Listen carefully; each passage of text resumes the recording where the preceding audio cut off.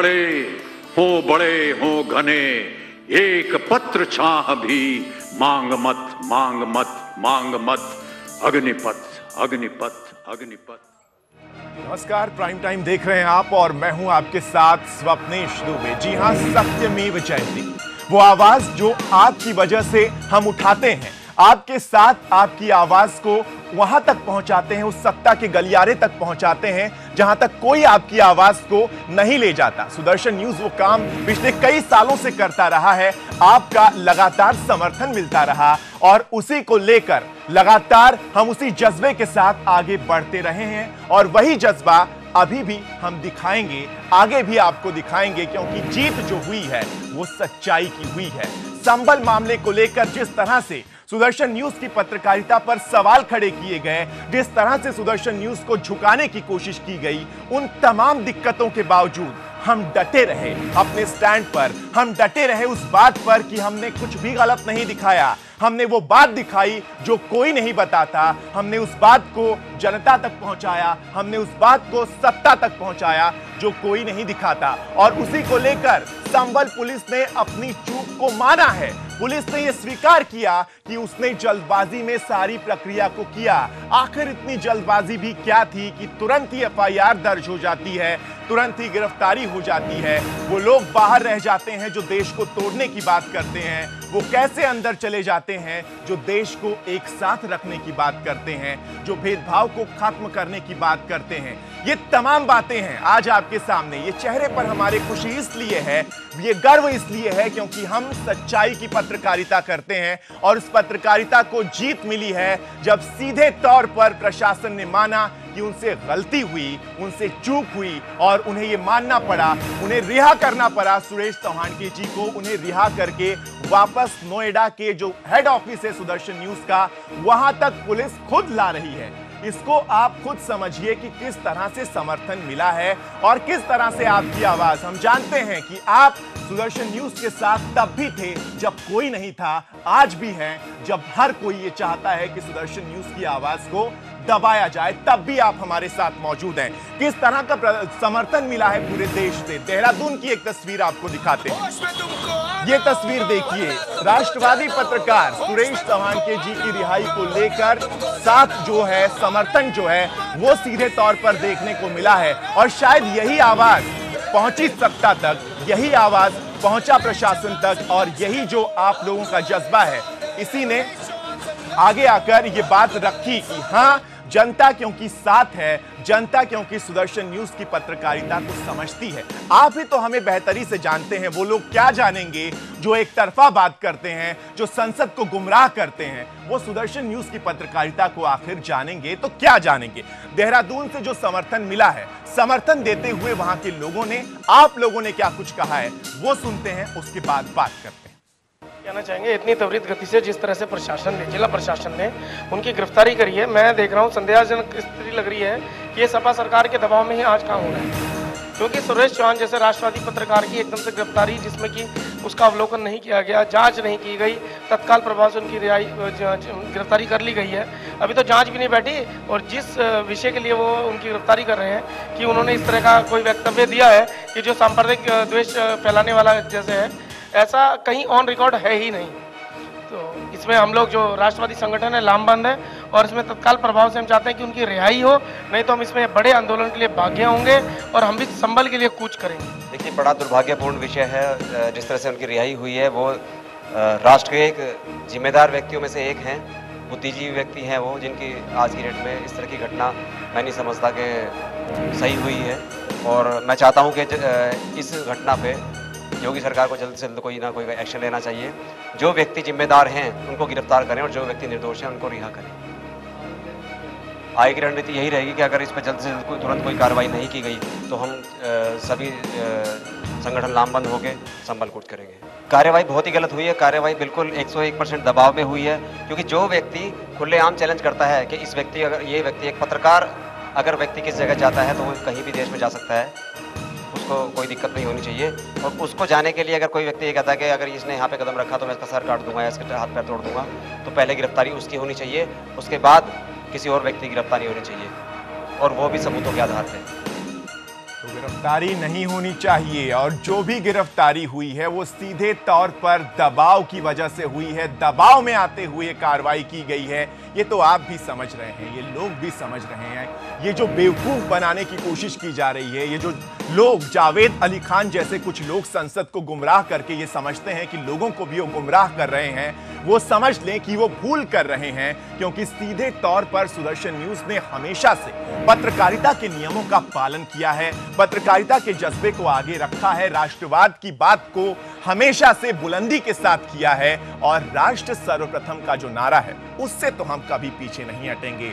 चाहे कितने ही दबाव बनाइए, चाहे आप कितना ही झुकाने की कोशिश कीजिए, हम हमेशा आगे बढ़ते जाएंगे। और आपका समर्थन, जी हां, आपका समर्थन ही हमें और भी ताकत देता है, और भी ज्यादा ताकत हमें देता है अपनी आवाज को बुलंद करने के लिए। तो आपका समर्थन जरूरी है और वो लगातार मिल रहा है, और इसी वजह से सुदर्शन न्यूज आज भी अपने स्टैंड पर कायम है। बेबाकी से हम जीते हैं, रिहाई हुई है, और इसीलिए हम कह रहे हैं सत्यमेव जयते। तंजीम को लेकर, तंजीम आपको याद होगी कश्मीर के लाल चौक पर जिन्होंने ठान लिया था कि वो झंडा फहराने जाएंगी, वो जज्बा उस बेटी के अंदर जो आपने देखा था, उनको भी आपको दिखा देते हैं ताकि आप समझ सकें कि ये जो जज्बा है वो आगे ही बढ़ता जाएगा।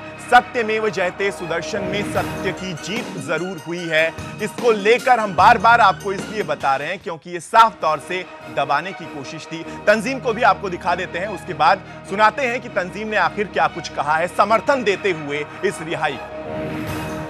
14 साल की लड़की तंजीम मेहरानी जो लाल चौक पर तिरंगा फहराने जाने वाली थी, वही तंजीम मेहरानी आज हमारे साथ है। तंजीम से बात करने वाले कि एक राष्ट्रवादी पत्रकार को पुलिस ने हिरासत में लिया, क्या कहना चाहती है तंजीम? मैं यही कहना चाहती हूँ कि उन्होंने मीडिया की आवाज़ को दबाने की कोशिश की। मीडिया हमारे लिए होती है, हमारे हर सिटीजन के लिए होती है, और वो हमारी हर बात पर जोर देती है और पूरे देश तक वो बात पहुँचाती है। तो आज उनकी आवाज़ को दबाने की कोशिश की है। जो अब्दुल्ला है वो पत्थर मारे को फेवर कर रहे, गद्दार है दूसरे, उनको हम लोग खुला घूम रहे, उनको कोई गिरफ्तार नहीं करता। तो आज ये देश राष्ट्रीय प्रेम के लिए जो कुछ करने चाहते हैं उनको क्यों गिरफ्तार किया गया? और मैं उनके पूरे समर्थन में हूँ। वो आई एम सपोर्टिंग। यह है तंजीम मेहरानी जो पत्रकार के समर्थन में आई है। कैमरा पर्सन दीपेन के साथ पार्थ पटेल, सुदर्शन न्यूज, अहमदाबाद। पहले की जो लोग हैं, जो गद्दार है, वो ऐसे खुले घूम रहे हैं। अब्दुल्ला जो पहले कश्मीर के सीएम थे, उन्होंने बोला कि हम लोग जो पत्थर मारे होते उसमें हम लोग फेवर करते, वो लोग ऐसे खुला घूम रहे हैं। लेकिन जो ये हमारे राष्ट्र के लिए जो अच्छा काम करने हैं उनको जेल में पूर दिया। ये मतलब सही बात नहीं है कि उनको सेफ्टी नहीं दे सकते, उनको सिक्योरिटी नहीं दे सकते, इसलिए उनको जेल में क्यों पूरा? मतलब अगर वो वहाँ पे अपना वो कुछ अच्छा करना चाहते हैं और वो वहाँ पे जाने से पहले उनको एयरपोर्ट पे रोक लिया, क्यों रोका? क्यों उनको नहीं जाने दिया? क्या रीज़न है? और मैं उनके समर्थन में हूँ। मैं उनके लिए कुछ भी अगर ऐसा ही चलता रहा तो हर घर में से कोई ना कोई ऐसा इंसान तो निकलेगा, और अगर ऐसा ही चलता रहा तो हमारी गवर्नमेंट को भी कुछ करना चाहिए, और मैं उनके समर्थन में हूँ। मैं उनको पूरा सपोर्ट करूँगी। हमें समर्थन तंजीम का चाहिए, हमें समर्थन राष्ट्रवादी विचारों के लोगों का चाहिए, हमें समर्थन देश को सर्वप्रथम रखने वालों का चाहिए। उन गद्दारों का तो बिल्कुल नहीं चाहिए जो देश तोड़ने की बात करते हैं। और इसीलिए हम डटे रहेंगे, कोशिश करते रहिए आप दबाव बनाने की, झुकाने की। हम अपनी पत्रकारिता को बुलंदी पर पहुंचाते रहेंगे। हमारे साथ प्राची अधिकारी हैं, जानी मानी एक्ट्रेस हैं और राष्ट्रवादी विचारों को सामने रखती हैं। प्राची जी, स्वागत है आपका प्राइम टाइम में। और जो सत्यमेव जयते हमने कहा है, इसको लेकर आप क्या कहेंगी? और जिस तरह का दबाव बनाने की कोशिश की गई, इस पर आपकी क्या प्रतिक्रिया?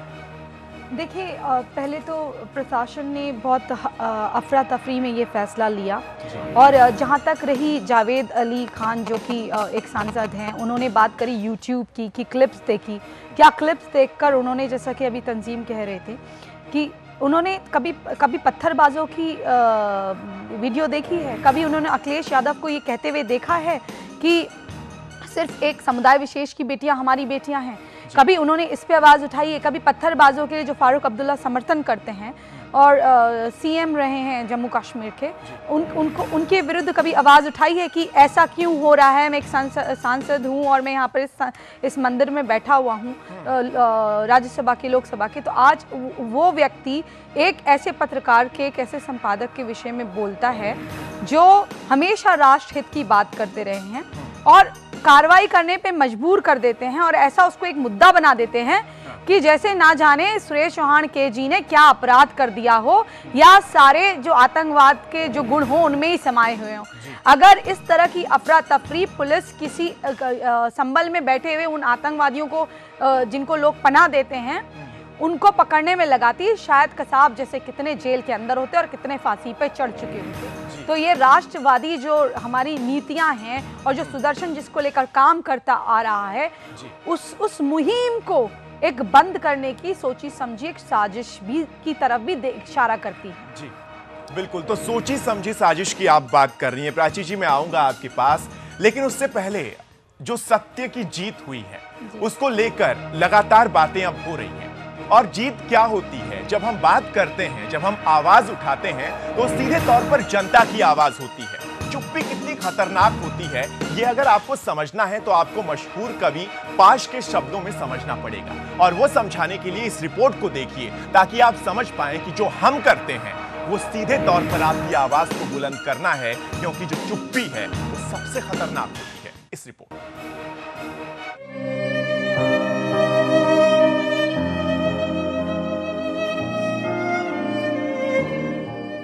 बरसों पहले मशहूर कवि अवतार सिंह संधू पाश हमें बताकर गए थे कि जिंदगी में सबसे खतरनाक क्या है। लोग कहते हैं वो एक कविता थी। वो अगर एक कविता भी थी तो आग से बनी हुई थी, जो जलाकर खाक नहीं करती, सोने की तरह इंसान को खरा बनाती है। लेकिन जिसमें पाश ने हम सबको उस मुर्दा शांति से आगाह किया था जो हम सब के भीतर ही कहीं किसी कोने में रहती है। पाश ने कहा था, मेहनत की लूट सबसे खतरनाक नहीं होती, पुलिस की मार सबसे खतरनाक नहीं होती, गद्दारी और लोभ की मुट्ठी सबसे खतरनाक नहीं होती, बैठे बिठाए पकड़े जाना बुरा तो है, सहमी सी चुप में जकड़े जाना बुरा तो है, पर सबसे खतरनाक नहीं होता। कपट के शोर में सही होते हुए भी दब जाना बुरा तो है, जुगनुओं की लौ में पढ़ना बुरा तो है, मुट्ठियां भींच कर बस वक्त निकाल लेना बुरा तो है, सबसे खतरनाक नहीं होता।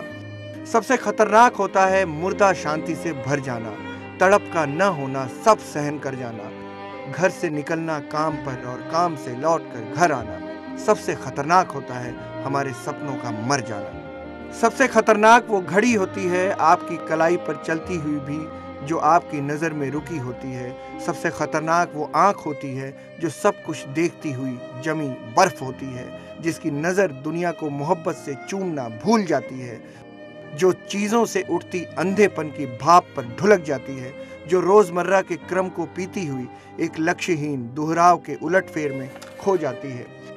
सबसे खतरनाक वो चांद होता है जो हर हत्याकांड के बाद वीरान हुए आंगन में चढ़ता है, लेकिन आपकी आंखों में मिर्ची की तरह नहीं गड़ता। सबसे खतरनाक वो गीत होता है आपके कानों तक पहुंचने के लिए जो मरसिए पढ़ता है, आतंकित लोगों के दरवाजों पर जो गुंडों की तरह अकड़ता है। सबसे खतरनाक वो रात होती है जो जिंदा रूह के आसमानों पर ढलती है, जिसमें सिर्फ उल्लू बोलते और हुआ हुआ करते गीदड़ हमेशा के अंधेरे बंद दरवाजों चौगाठों पर चिपक जाते हैं। सबसे खतरनाक वो दिशा होती है जिसमें आत्मा का सूरज डूब जाए और जिसकी मुर्दा धूप का कोई टुकड़ा आपके जिस्म के पूरब में चुभ जाए। मेहनत की लूट सबसे खतरनाक नहीं होती, पुलिस की मार सबसे खतरनाक नहीं होती, गद्दारी और लोभ की मुट्ठी सबसे खतरनाक नहीं होती। सबसे खतरनाक होता है मुर्दा शांति से भर जाना, तड़प का न होना, सब सहन कर जाना, घर से निकलना काम पर और काम से वापस घर आना। पाश की ये कविता उन मुर्दा लोगों के लिए है जो निडर होकर आवाज उठाना या तो जानते नहीं या जानते हैं तो देखकर भी चुप हो जाना बेहतर समझते हैं। दूसरे वो मुर्दा चुप्पी ओढ़कर पूरी जिंदगी बिता दें। हम कुछ अलग लोग हैं, हमें जहां गिराया गया है हम वहां से फिर उठेंगे, खड़े होंगे और फिर कहेंगे बिंदास बोल।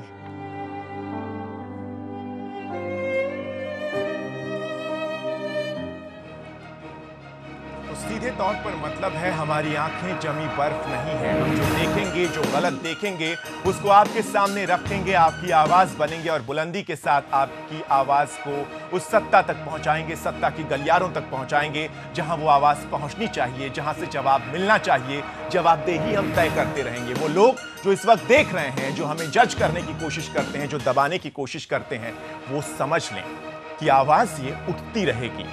आप कोशिश करते रहिए दबाने की, हम भी देखते हैं किसमें आखिर कितना दम है। प्राची जी, मैं आपसे ये सवाल पूछना चाहूंगा, क्योंकि राष्ट्रवादी विचारों को लेकर एक अलग सी ही छवि बनती है। क्योंकि आप बॉलीवुड से आती हैं, तो मैं आपसे ये जरूर समझना चाहूंगा कि जब भी बॉलीवुड से कोई राष्ट्रवादी विचारों की बात कर देता है, अभिजीत की अगर हम बात करें, चाहे अक्षय कुमार की बात करें, तमाम लोग हैं जो राष्ट्रवादी विचारों की बात करते हैं, उन्हें एक तरह से किनारे करने की कोशिश किया जाता है। एक इंटेलेक्चुअल तरह का एक तबका आ जाता है और वो कहता है कि राष्ट्रवादी विचार ठीक नहीं है और उन्हें एक दबाने की कोशिश की जाती है। आखिर बॉलीवुड में ये प्रचलन आखिर कैसे आ जाता है? क्योंकि पत्रकारिता में तो हम देख रहे हैं, जीता जागता उदाहरण है सुदर्शन न्यूज, जो राष्ट्रवाद की जब बात करता है तो उसे दबाने की कोशिश कर दी जाती है।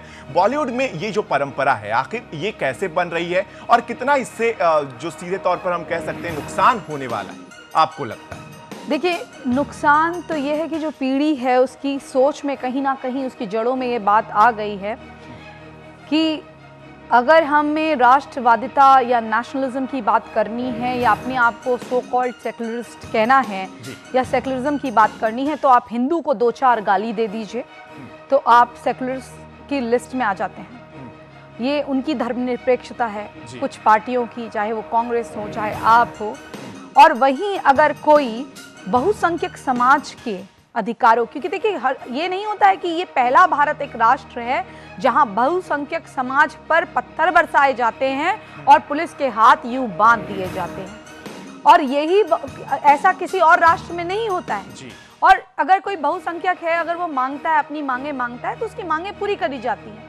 लेकिन आप उसको गाली देने का एक ट्रेंड सेट कर दीजिए और उसके बाद ये बना दीजिए कि भाई ये बात करेगा, हिंदू को 4-5 गाली देगा तो सेकुलरिज्म के उसमें आ जाएगा, डेफिनेशन में फिट हो जाएगा जी। तो ये एक खोखली मानसिकता जो है हमारी जड़ों को खोखला करते हुए बना दिया। अगर मैं किसी से आज बात करूं कि I am a proud Hindu, तो वहाँ बोला जाता है ये लड़की तो बड़ी इसकी तो राइट विंग की आइडियोलॉजी है या फिर ये संघ से कोई संबंध रखती होगी। हालांकि ऐसा नहीं है, ये सच्चाई नहीं है। हो सकता है कि मैं संघ की विचारधारा से, हो सकता है मेरे को कुछ अच्छी लगती हो, कुछ बातें ना अच्छी लगती हो, लेकिन लोग ऐसा जोड़ देते हैं, फिर वो टैग करना शुरू कर देते हैं, इससे बात मत करो, ये तो संघ की विचारधारा वाली है।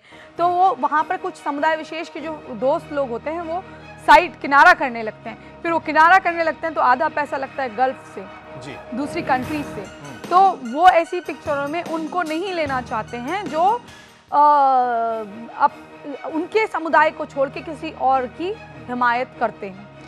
हम तो किसी की हिमायत नहीं करते, हम तो सत्य की हिमायत करते हैं। अगर कोई ऐसा व्यक्ति है जो किसी और समुदाय से भी आता है, हालांकि हमारे कुछ दोस्त बाग हैं वो पत्रकारिता में, वो भी काफ़ी अच्छे हैं, लेकिन लोग ऐसा टैग करने लग जाते हैं, तो कहीं ना कहीं उन दोस्तों के, उन मित्रों के दिमाग में भी आ जाता है कि अगर ये बात प्राची ने फला कही है तो ये बात हिंदुत्व को लेकर या फिर इस पर भी टिप्पणी चाहूंगा। इसी बीच एक अपडेट भी आ रही है कि महेश भट्ट काफी मायूस हो गए हैं, क्योंकि वो जिनके साथ रहने की बात करते हैं, जिन पाकिस्तानियों के साथ रहने की बात करते हैं, उसी पाकिस्तान ने उनके नागरिकता ही छोड़ देनी चाहिए भारत की। उसी पाकिस्तान ने उनकी फिल्म बेगम जान को वहां पर लाने से मना कर दिया है। एक तरह से मतलब साफ तौर से वो बहुत ही ज्यादा मायूस हो गए हैं, एक तरह से डिप्रेशन में भी चले जाएंगे अगर ऐसा ही पाकिस्तान ने उनके साथ किया, क्योंकि इतनी ज्यादा वो चापलूसी करते हैं, इतना ज्यादा पाकिस्तान के लिए करते हैं और पाकिस्तान सीधे तौर पर ऐसे कर देता है। देखिए, जब आप ज्यादा जूतियां चाटने लगते हैं तो जूती सर पे ही बचती है। वो महेश भट्ट के साथ हुआ है, क्योंकि चाहे दुश्मन भी हो, अगर मान लीजिए कोई किसी का दुश्मन है और मुझसे आके वो दोस्ती करना चाह रहा है और वो उसका दोस्त रहा है, दोस्त बन के दुश्मनी कर रहा है। तो मुझे हमेशा याद रहेगा कि इस बंदे पे हमें एतबार नहीं करना, क्योंकि ये ना ही एहतराम के काबिल है, ना ही दोस्ती के काबिल है। हाँ। क्योंकि ऐसे लोग जो अपनों के सगे नहीं, वो किसी के सगे नहीं हो सकते। बिल्कुल, तो जो अपने देश का नहीं वो किसी का नहीं हो सकता। बिल्कुल, आज महेश भट्ट को डिप्रेशन में जाने दीजिए, क्योंकि उन्होंने काम ही ऐसे किए हैं। लेकिन हम जो खुशी से आपसे बात कर रहे हैं वो इसलिए क्योंकि पत्रकारिता की जीत हुई है, आपकी जीत हुई है, आपके आवाज की जीत हुई है। हरिवंश राय बच्चन को कौन नहीं जानता। उन्होंने जो अग्निपथ की रचना की है वो सुरेश चौहान के जी के जीवन पर सटीक बैठती है। उनके जिस तरह से उन्होंने परिश्रम किया, जो संघर्ष किया और जिस तरह का दबाव उन पर बनता रहा है इससे पहले भी, उसको वो पार करते हुए आगे आए। उस अग्निपथ की पूरी कहानी इस रिपोर्ट में देखिए। हो भले खड़े हो बड़े हो घने, एक पत्र छाह भी मांग मत मांग मत मांग मत। अग्निपथ अग्निपथ अग्निपथ। तू न थकेगा कभी, तू न मुड़ेगा कभी, तू न झुकेगा कभी। कर शपथ कर शपथ कर शपथ। अग्निपथ अग्निपथ अग्निपथ। ये महान दृश्य है, चल रहा मनुष्य है अश्रु श्वेद रक्त से लथपथ लथपथ लथपथ। अग्निपथ अग्निपथ अग्निपथ। उन लोगों की आवाज बनेंगे जिनकी आवाज कोई नहीं बनता। उन लोगों की आवाज बनेंगे जिनकी आवाज कोई नहीं बनता। हम उनकी आवाज बनेंगे जिनकी आवाज कोई नहीं बनता, और उन्हीं की आवाज बनते रहे हैं हम। और इसीलिए शायद लोगों ने सोची समझी रणनीति बनाई, सोची समझी साजिश के तहत सुदर्शन न्यूज को दबाने की कोशिश की, लेकिन हर तरफ से ही सुदर्शन न्यूज को समर्थन मिला, अपार समर्थन मिला। और आज हम आपके सामने हैं। प्राची जी, एक छोटी सी प्रतिक्रिया मैं आपसे चाहूंगा। जो सुरेश जी ने कहा कि हम उनकी आवाज बनेंगे जिनकी आवाज कोई नहीं बनता। देखिए, एक बहुत खूबसूरत सा वाकया है। मैं शूट से फ्री हुई और मैंने टीवी खोला तो मैंने देखा एक ट्रक मैकेनिक, एक लेडी थी, वो बैठी हुई थी। पहले मुझे लगा ये चैनल वालों ने इनको क्यों बुला दिया, मैं झूठ नहीं बोलूँगी जो मेरे को।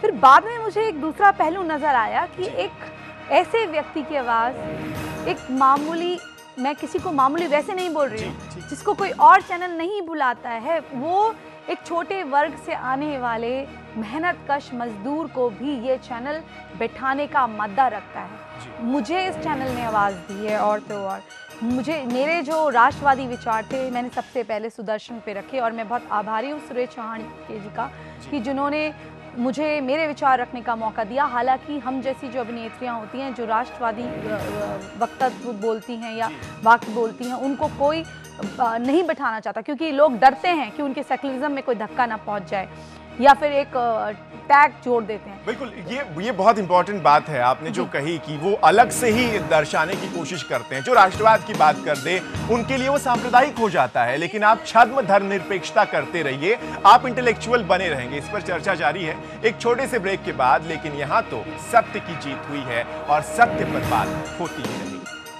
वृक्ष हो भले खड़े हो बड़े हो घने, एक पत्र छाह भी मांग मत मांग मत मांग मत। अग्निपथ अग्निपथ अग्निपथ। वृक्ष हो भले खड़े हो बड़े हो घने, एक पत्र छाह भी मांग मत मांग मत मांग मत। अग्निपथ अग्निपथ अग्निपथ। ब्रेक के बाद स्वागत है आपका। प्राइम टाइम लगातार जारी है और हम बात कर रहे हैं सत्य की जीत की। जिन दर्शकों ने अभी टीवी खोला है उनके लिए मैं बता दूं आपको कि सत्य की जीत हुई है। आपकी अपनी पत्रकारिता को सराहा गया है, आपकी अपनी पत्रकारिता को माना गया है, और इसीलिए संभल के प्रशासन ने अपनी चूक, पुलिस ने अपनी चूक को स्वीकार किया और सुरेश चौहान के जी को रिहा करके खुद नोएडा के ऑफिस तक पुलिस छोड़ने आ रही है। इसे क्या कहेंगे आप? इसे जीत नहीं तो और क्या कहेंगे? इसे सच्चाई नहीं तो और क्या कहेंगे? क्योंकि इसी सच्चाई के लिए तो हम लड़ रहे थे, इसी सच्चाई के लिए तो आपसे बात कर रहे थे। आपको बता दें कि राज्यसभा में समाजवादी पार्टी के सांसद जावेद अली खान ने जब बात की तो उन्होंने एक पक्ष को तो रखा ही, उन्होंने गुमराह किया संसद को, और इसीलिए सुदर्शन न्यूज ये मांग करता है कि उनको लेकर प्रिविलेज मोशन का भी इस्तेमाल किया जाना चाहिए। बाकी सांसदों को यह समझना चाहिए कि उन्होंने गुमराह करने की कोशिश की, उन्होंने गलत बयानी की है, और जावेद अली खान ने जो बात की थी वो बेहद ही वाहियात बात थी। इसलिए कहा जा सकता है क्योंकि एक पक्ष दिखाना हमेशा गलत होता है। जब जावेद अली खान ने सुदर्शन न्यूज से बातचीत की तब उन्होंने किस तरह से बातचीत की, किस तरह से वो गोलमोल जवाब देते रहे और उसके बाद खुद ही सवालों में घिर गए, वो देखिए। पत्रकार को आप मवाली जैसे शब्दों का इस्तेमाल कर संबोधित कर रहे थे, जो सुदर्शन न्यूज के प्रधान संपादक हैं, क्या ये शालीनता है? पार्लियामेंट की शब्दावली की पूरी एक बुकलेट है, उसमें आप देखिए मवाली शब्द जो है वो असंसदीय नहीं है। ये मैं आपकी जानकारी के लिए बता दूं। मवाली का क्या मतलब होता है? जावेद मतलब आप जो है किसी भाषाविद से पूछिए, मैं सामान्य तौर से बात कर रहा हूँ। आप जो है किसी भाषाविद से पूछिए कि मवाली का क्या मतलब होता है, वो आपको उत्तर बताएगा। हमारे साथ राज्यसभा में समाजवादी पार्टी के सांसद जावेद अली साहब जुड़ रहे हैं। जावेद अली साहब, स्वागत है आपका सुदर्शन न्यूज में। जावेद अली साहब, आपने जो मसला उठाया राज्यसभा में सुदर्शन न्यूज के कंटेंट को लेकर, जिसमें आपने कहा कि संभल को बदनाम करने की कोशिश हो रही है, संभल के अंदर हालात बिगाड़ने की कोशिश हो रही है, आप जरा हमें बताने का कष्ट करेंगे या आप बताएंगे कि कहां कहां किन किन चीजों पर आपकी आपत्ति थी? क्योंकि मुझे लगता है या सुदर्शन न्यूज को लगता है कि आपने राज्यसभा के अंदर जो तमाम चीजें कही वो सिर्फ एक पक्ष था।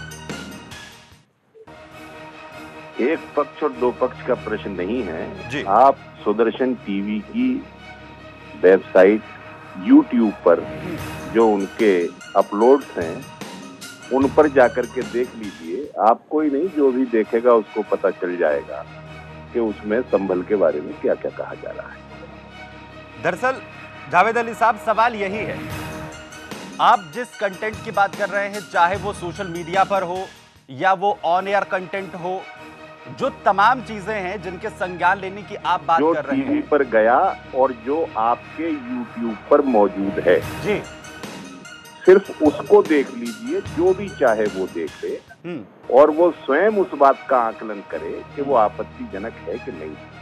क्या क्या आपत्तिजनक है, अगर आप बता पाए? संभल आतंक का गढ़ बना, आतंक का गढ़ जी, ये आपका एक बैनर YouTube पर मौजूद है, उसे खोल करके देखिए जी। मस्जिद झूठी मंदिर सच्चा, ये आपका YouTube पर बैनर है, उसे आप खोल करके देखिए। संभल में रावण राज जी, इसे आप खोल करके देखिए, आपको खुद पता चल जाएगा। जावेद अली साहब, सब लोग जो देख रहे हैं वो जी सब जानते हैं। ठीक है जावेद अली साहब, आपने इस बात का दावा किया और हम भी इस बात को कह रहे हैं क्योंकि हम लगातार इस मुहिम को चला रहे थे। आपने कहा कि 12 दिनों से एक चैनल जो है इस तरह के कैप्शंस के साथ, जो आपने कहा कैप्शंस के साथ चला रहा है, उन कैप्शंस का आप भी जिक्र कर रहे हैं। नहीं, ठीक है, वो मुद्दा नहीं है, वो मुद्दा नहीं है। मुद्दा ये है कि आपने कहा कि संभल के अंदर आप एक चैनल जो है वो स्थितियां बिगाड़ने की कोशिश कर रहा है, इस तरीके के कैप्शंस के साथ चला रहा है। आपने राज्यसभा के अंदर ये दलील क्यों नहीं दी कि इससे पहले वहां पर पुलिस के ऊपर किस तरीके से पत्थर बरसाए गए हैं, कैसे वहां का इससे पहले हालात बिगड़े? राज्यसभा में मैं क्या दलील दूंगा और अपने पक्ष को किस तरीके से रखूंगा और मैं कौन से मुद्दे को रखूंगा और कौन से मुद्दे को नहीं रखूंगा, ये मेरा विशेष अधिकार है। और इसमें आपको या आपके किसी साथी को मुझे ये सलाह देने का कोई अधिकार है। दरअसल जावेद साहब, मैं सवाल पर जो हुआ वहाँ कुछ, जावेद साहब कैसी बातें आप करते हो भाई?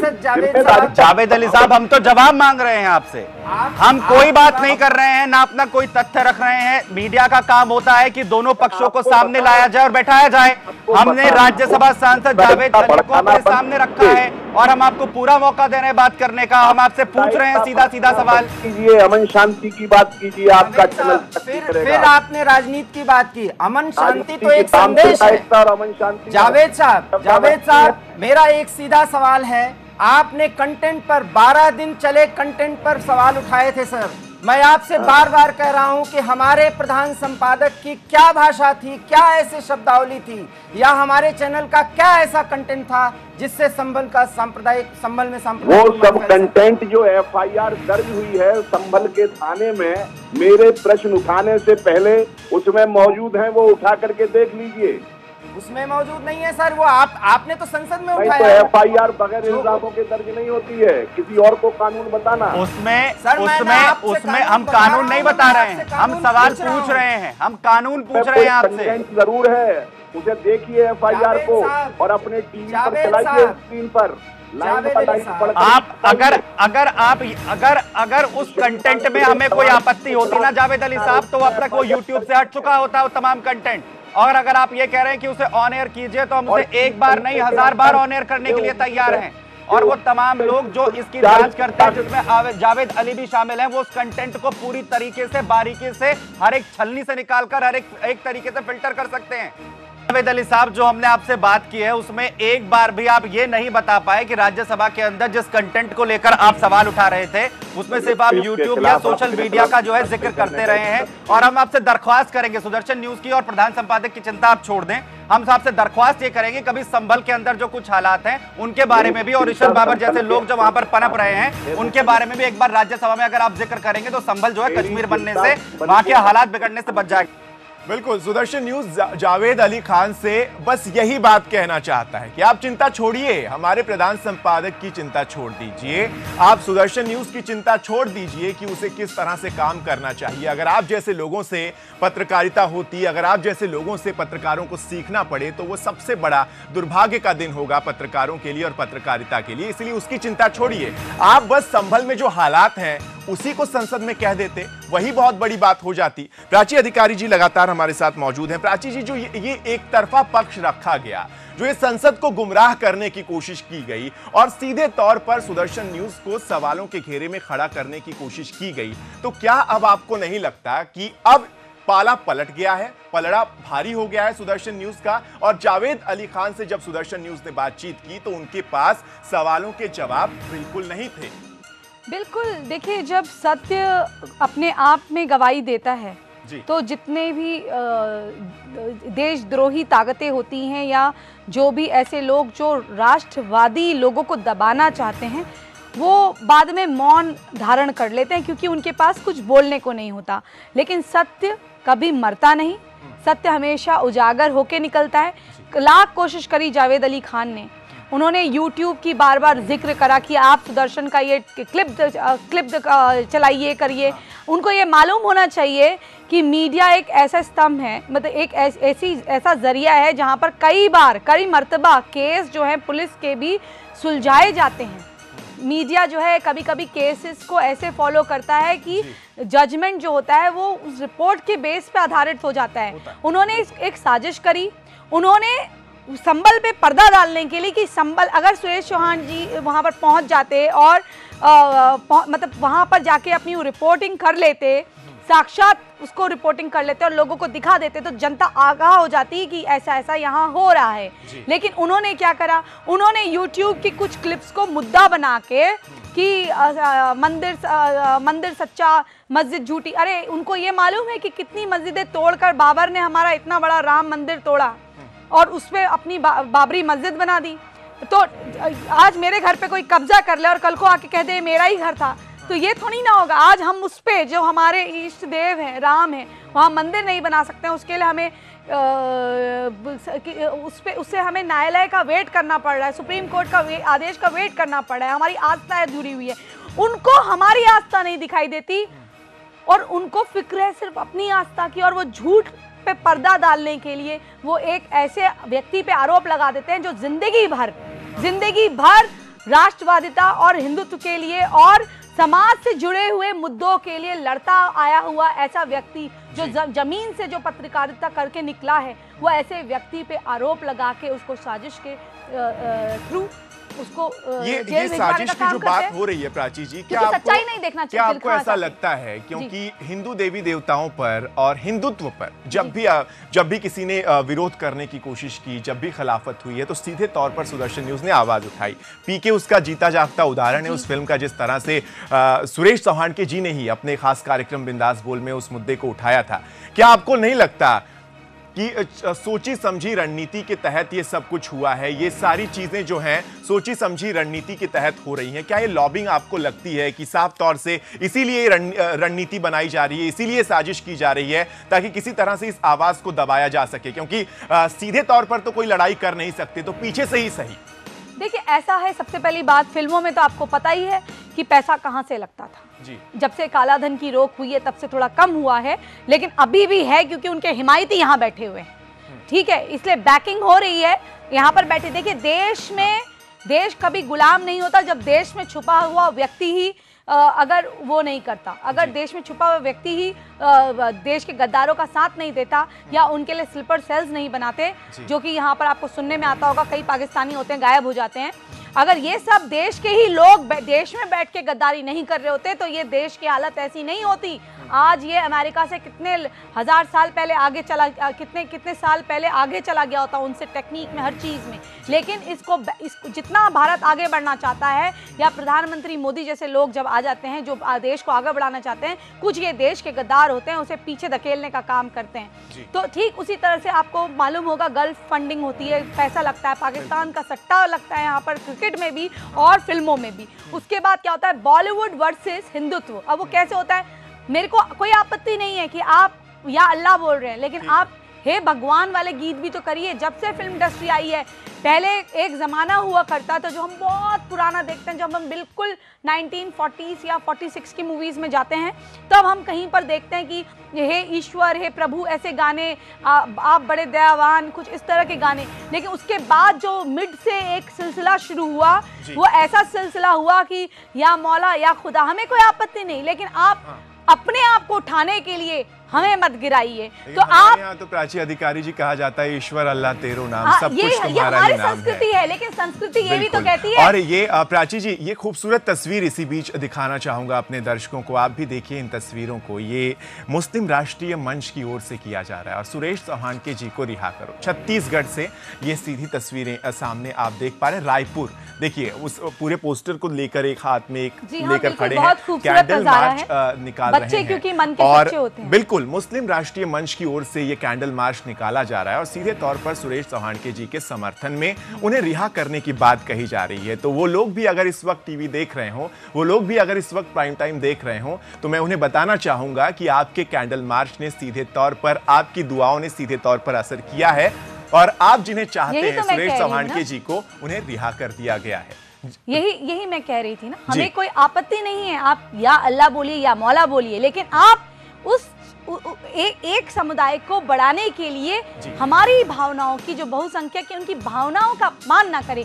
मैंने ये नहीं कहा कि आप या अली या मौला, बहुत खूबसूरत गाने, कोई प्रॉब्लम नहीं, लेकिन आप उस चक्कर में पीके जैसी मूवी में ये दिखा देते हैं कि असलम चाचा तो बहुत अच्छे हैं। मैं एक जनरली बात बोल रही हूँ, आप मूवी में ये दिखाते हैं कि असलम चाचा तो बहुत अच्छे हैं, जो पंडित है वो चोर है, वो लोगों को फरेब करता है। तो आप एक साधु या उसको ये दिखा देते हैं कि मैं जानती हूँ कि असली जिंदगी में कई लोग साधुत्व का चोला पहन के फ्रॉड करते हैं, लेकिन आप पिक्चरों में जिसको लोग फॉलो करते हैं, पूरी दुनिया देखती है, एक वो आइडल की तरह यूज होता है कि ये ऐसा ही आदर्श होगा, तो उसको व्यक्ति को आप एक पंडित को तो चोर दिखा देते हैं। आपको आदर्श जब आप कोई चीज दिखाते हैं तो आपको बिल्कुल आपको संतुलन बनाना पड़ेगा। प्राची जी, आऊंगा मैं आपके पास, लेकिन ये तस्वीरें तो आपने देखी भी, किस तरह से मुस्लिम राष्ट्रीय मंच की ओर से तस्वीरें आई हैं और उन्होंने दुआ की, बिल्कुल, और रिहाई हो चुकी है। आपकी दुआ का ही असर है, आप लोगों के समर्थन का ही असर है, और सच्चाई की जीत किस तरह से होती है इसको दिखाती हुई एक रिपोर्ट भी आपको जरूर दिखाना चाहेंगे।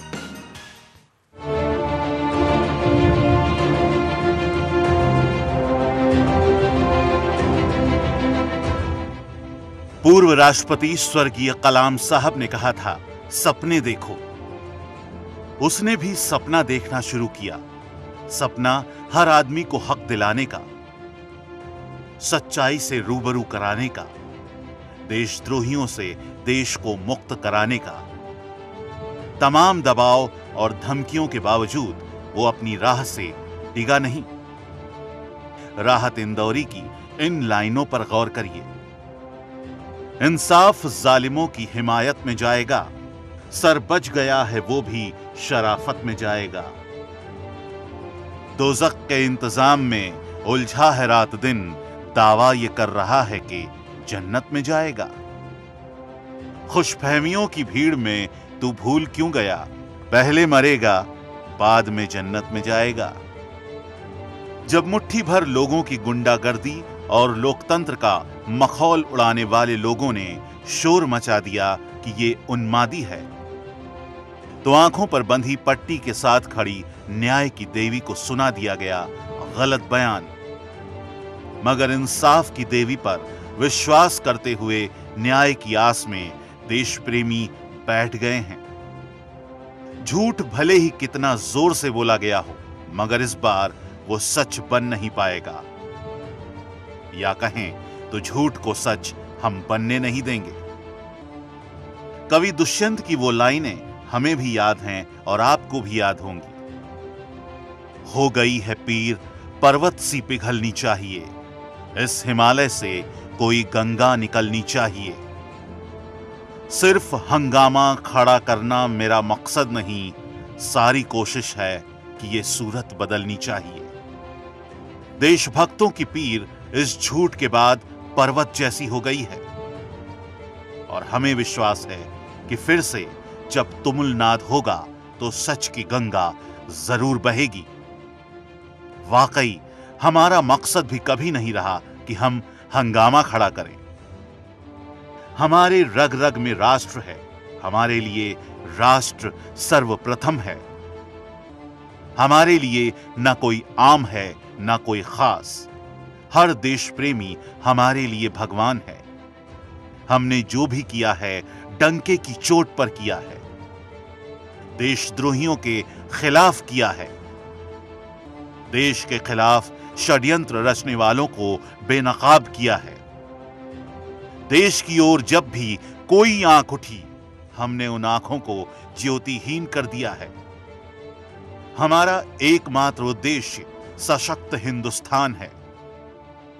इस राह में आने वाली हर बाधा को हम पार करेंगे, हर पहाड़ चढ़ेंगे, हर खाई पर पुल बना देंगे, मगर हम आगे बढ़ेंगे। हमारी आवाज हमेशा बुलंद रही है, बिंदास रही है और बिंदास रहेगी। वो व्यक्ति हैं सुरेश चौहान के, जिन्होंने बचपन से राष्ट्र निर्माण का सपना देखा था और उसी रास्ते पर हमेशा अग्रसर रहे। तमाम झंझावतों और तूफानों से लड़ते हुए राष्ट्र धर्म के नाम पर सारा विष अकेले अपने कंठ में ले लिया। इस विष का असर सुरेश चौहान के पर तो नहीं, हां देशद्रोहियों पर जरूर होगा, ये हमारा दावा है। पत्रकारिता जीत रही है, प्रखर राष्ट्रवाद की बुलंद आवाज और बुलंद हो रही है और हमेशा बुलंद होती रहेगी, क्योंकि अंधेरा कितना भी घना हो, सूरज से आखिरकार हार ही जाता है। Bureau report, Sudarshan news. तो प्राइम टाइम के आखिरी सेगमेंट में हैं हम, और सीधे तौर पर जो रिपोर्ट से निकलकर सामने आई वो यही है कि हंगामा खड़ा करना मकसद नहीं हमारा, हमारी तो जिद है कि सूरत बदलनी चाहिए। प्राची जी क्या कहेंगी आप? ये जो सूरत बदलने का बीड़ा सुरेश चौहान के जी ने उठाया और इसीलिए उनको ये सजाएं देने की कोशिश की गई, लेकिन उसमें भी वो लोग हार गए जो सजा देने चले थे। न्याय ने एक बार फिर सत्य की जीत करा दी। जी हाँ, बिल्कुल मैं सहमत हूँ और इस समय थोड़ा भावुक फील कर रही हूँ, क्योंकि कई बार जो सच्चा व्यक्ति होता है उसके लिए एक पूरा एक मजमा लग जाता है उसको दबाने के लिए, उसको गिराने के लिए, और लोग तमाशबीन होके उसके लिए दुआएं मांगते हैं कई बार कि वो हार जाए, उसको हरा हुआ, क्योंकि जिसका सर उठा हुआ होता है लोगों को उसका कटता हुआ झुकता हुआ सर चाहिए होता है। लेकिन मुझे बड़ी खुशी है, सुदर्शन एकमात्र एक ऐसा चैनल है और सुरेश चौहान जी एकमात्र ऐसे संपादक रहे हैं जिन्होंने बिंदास बोल इतना बढ़िया सुपरहिट प्रोग्राम दिया है और दर्शक उसको बहुत, जो राष्ट्रवादी दर्शक हैं, इवन जो शत्रु हैं वो भी उसको देखते हैं। जैसे कहते हैं ना, जिसकी जैसी आँख या जिसकी जैसी भावना वो मुझे वैसे देखता है, प्रभु कहते हैं। वैसे ही कई तो हैं जो राष्ट्रवादी हैं, जो उसको देश प्रेम के लिए देखते हैं बिंदास बोल को, कि एक सामान्य वर्ग के जो नागरिक हैं वो भी उनसे संपर्क साध सकते हैं, टीवी में आ सकते हैं, स्काइप के माध्यम से जुड़ सकते हैं। हमारी आवाज़ जो है पूरी दुनिया तक, देश तक पहुंचाई जा सकती है बड़े इजी माध्यम, और ये आसान माध्यम करा है सुरेश चौहान जी ने, वरना कोई नहीं करता। और दूसरी चीज़, जो शत्रु हैं वो ऐसे देखते हैं कि क्या बोलेगा, क्यों, कैसे बोलेंगे, उसको हम क्या हथियार बना के उनके खिलाफ इस्तेमाल करेंगे और क्या कह के उनको जाल में फंसाएंगे। और अपने अंदर घृणा भरते भरते भरते भरते लोग इस हद तक पहुंच जाते हैं कि वो YouTube की क्लिप को मुद्दा बना के, जहां पर उनको पानी का डिस्कशन करना चाहिए, भूखमरी का, उन मुसलमानों का जिनके पास एजुकेशन नहीं है उनको पढ़ाने का, उन बेटियों का 3 तलाक का करना चाहिए, वो वहां पर सुरेश चौहान जी जैसे, चौहान के जी जैसे एक संपादक जो राष्ट्र हित की बात करते हैं, और केवल वो कभी ये नहीं कहते हम मुसलमानों के शत्रु हैं। हम अगर इस पर चर्चा करेंगे तो हमारे बिल्कुल वक्त जो है वो कम पड़ जाएगा। बिल्कुल, ये जो चेहरे पर हमारी खुशी है ना, ये उन लोगों को जवाब है। बहुत शुक्रिया प्राची जी हमारे साथ प्राइम टाइम में आने के लिए। तो सीधे तौर पर जो लोग हमारे चेहरे पर सिकन देखना चाहते थे, वो हमारे चेहरे की खुशी और हंसी को जरूर देखें, क्योंकि हम अपने स्टैंड पर कायम रहे और हारे हैं सिर्फ आप। भगत सिंह ने कहा था कि हमारी फांसी व्यर्थ नहीं जाएगी, इस फांसी से आजादी का नया सूरज निकलेगा, उसी राह पर हम चल रहे हैं। और सीधे तौर पर सच्चाई का एक नया सूरज जब तक नहीं निकल जाता, लड़ते रहेंगे। आप जैसे लोगों से, देश विरोधियों से लड़ने की क्षमता हमें मिलती रहेगी, क्योंकि देश की जनता हमारे साथ है। फिलहाल प्राइम टाइम में इतना ही, दीजिए इजाजत, जय हिंद। हो भले खड़े, हो बड़े, हो घने, एक पत्र छाह भी मांग मत, मांग मत, मांग मत। अग्निपथ, अग्निपथ, अग्निपथ।